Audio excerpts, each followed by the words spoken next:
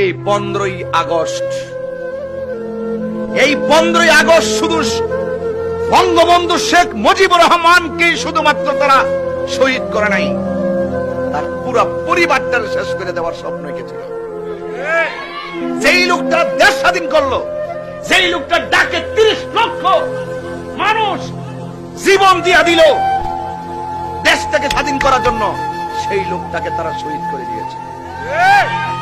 এরপরে দেখেন ছোট্ট বাচ্চা শেখ রাসেল শহীদ করে দিয়েছে। তার মানে বোঝা গেল এরা পুরা বংশটাকে শেষ করে দিয়েছে। এমন মির্জাফর যুগে যুগে ছিল।